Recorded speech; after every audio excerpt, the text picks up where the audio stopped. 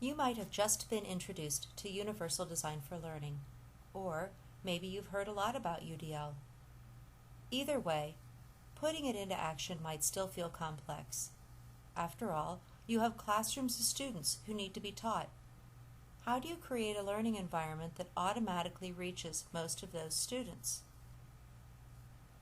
Maybe it's by changing how you think about UDL. First, here's a quick review of CAST and UDL. The Center for Applied Special Technology created the concept. They knew that technology helped students with special needs, but they wanted to expand those learning opportunities to all students. They studied a lot of brain research and came to understand that the way each person learns is as individualized as a fingerprint.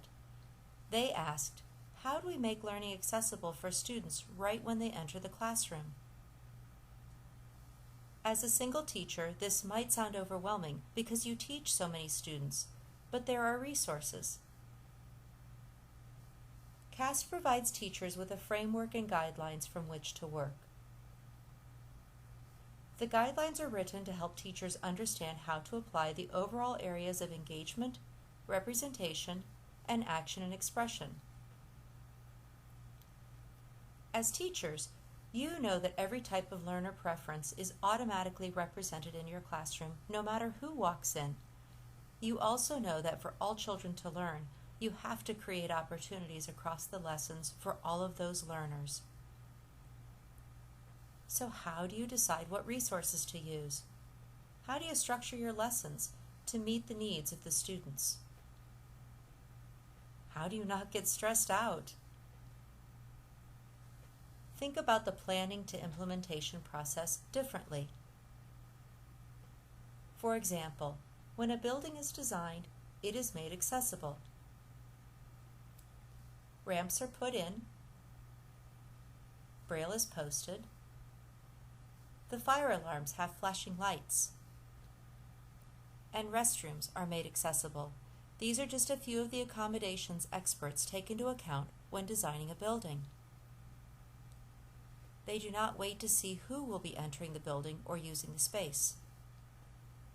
Instead, they design the building so it is automatically accessible to most people. This is how teachers implementing UDL approach lesson planning. Like the experts, the teacher plans for all possible learners and then applies the principles. The lesson is now accessible to most students. The guidelines can help the teacher be confident that he or she is reaching as many students as possible at the onset. CAST's guidelines are organized by the 3 principles. We'll start with engagement. This principle focuses on gaining your students' interest and attention.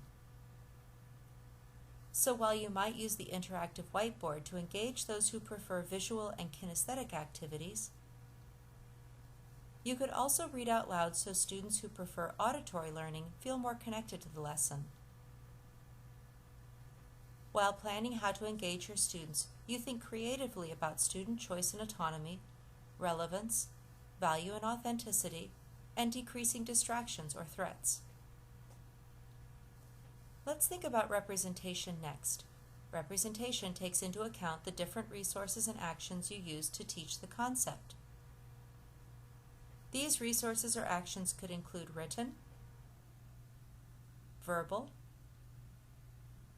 graphic, hands-on, and the list goes on. Then there is action and expression. Action and expression focuses on how you find out what your students know.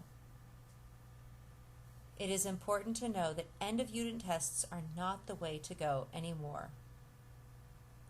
It is known that assessing what a student knows along the way helps the teacher know whether the student is learning the information or not and gauge whether the lesson needs to be modified, the teaching style needs to be modified, or the student just needs additional supports. And assessments are not just paper and pen tests. These can be crossword puzzles, games, a written paper, a song created by the student, a diorama, and many more things. So those are the 3 principles, and that's UDL in less than 5 minutes. Remember, the CAST guidelines are available at their websites. Be sure to check out all of their resources and tools.